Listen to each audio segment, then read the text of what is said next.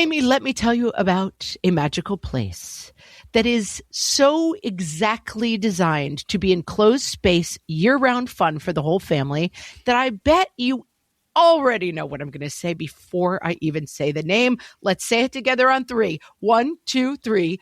Great Wolf Lodge. You got it, Amy. My kids loved Great Wolf Lodge when we went. You probably already know that it has a huge indoor water park with a wave pool, lazy river, a bunch of massive water slides. But then your pack can hit the other attractions because, wait, there's more. Great Wolf Lodge has adventure-packed attractions like Magi Quest, a live-action game kids can play throughout the lodge, plus the Northern Lights Arcade. Spent some quality time there, so your kid who loves the lazy river and your kid who loves fantasy games will both have a great time. Great Wolf Lodge also offers great dining options and complimentary daily events like nightly dance parties, all under one roof. Unpack the car once and you're settled in to have fun. And with 22 lodges across the country, you're always a short drive away from adventure. We've both had such great times at Great Wolf Lodge, so bring your pack together at a lodge near you.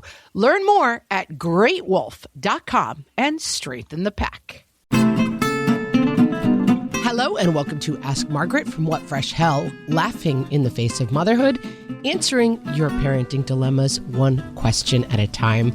Today's question comes from our Facebook group, and it says, has anyone had success in helping their kids become better at losing? Sports, board games, even schoolwork, anything that they can get frustrated with, they get frustrated with to an extreme degree. I have 3 boys, ages 7, 5, and 4, and they all do the same things, always throwing a huge tantrum. I will start by saying that competition and frustration for boys this age and kids this age, but perhaps slightly to a stronger degree boys this age, is developmentally appropriate. You know, that's not the most helpful information because it doesn't actually change anything that's going on, but I think it can just be helpful to say, that's right, this is part of how kids develop, is finding themselves extremely frustrated and overwhelmed and then having to figure out how to deal with it. And that's kind of where we come in as parents. I will give you a quote from Joseph Osterman, who is a child psychiatrist, who says, "It is your responsibility as a parent to help children navigate when things aren't going their way. The more you do this with them as children, the better they'll be able to do it for themselves as adults." That's kind of the crux of this entire thing, which is, yes, you're figuring this out, but let me lend you a little bit of a hand because this is important to figure out as you move through the world. I'm going to link an article from the Cleveland Clinic on this topic, how to help your child handle disappointment. They start with the point that I think I want to focus on in this short time, which is have a good offense. This is exactly the kind of situation where you have 3 little boys at home.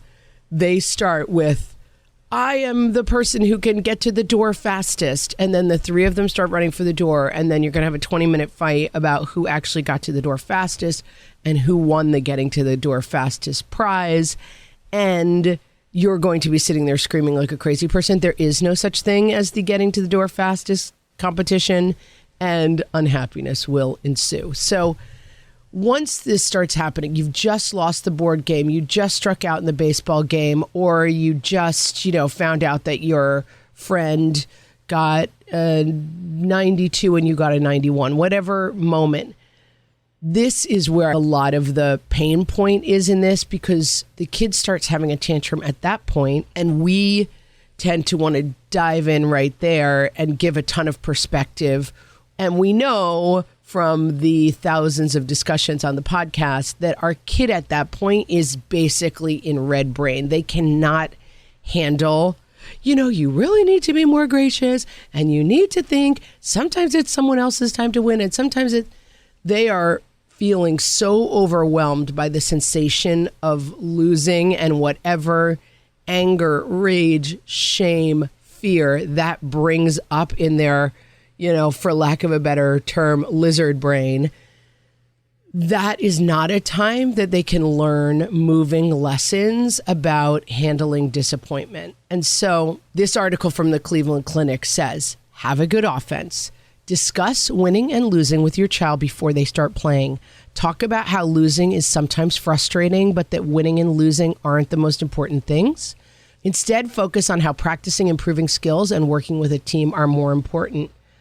All really important lessons, but similarly, if you were to, stub your toe against the bathroom door, and as that pain was hitting you, your spouse arrived on the scene to say, pain is actually a good experience in life because we can grow from it. It's not the right time to impart that completely reasonable and important lesson. It's kind of a matter of timing. So one thing you might do to really practice this in time is to say, we're going to play this game. We're going to really work today on whoever wins Candyland, whatever the game is, being a really good winner. And so after the game today, whoever wins, we're going to congratulate that person and have a cup of hot chocolate for everybody who is being a great sport. It's just a simple way to practice what actually happens when those overwhelming feelings come in. And I think it's important to recognize that we can't negate the feeling of frustration.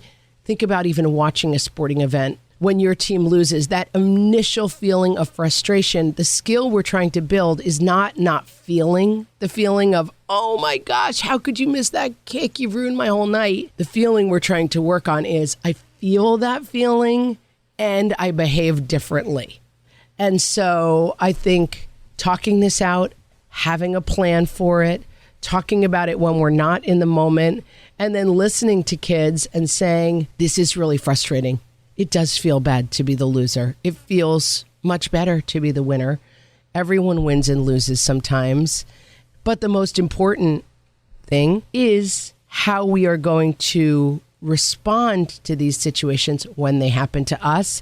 But those conversations cannot happen while it's happening. They have to happen at calmer times when we can have a little perspective on it. I hope that helps. If you have a question for myself or Amy, you can ask them on our Facebook group, facebook.com/groups/whatfreshhellcast, or you can send them to info@whatfreshhellpodcast.com, and you might hear your question answered on an upcoming episode. Thanks so much for listening.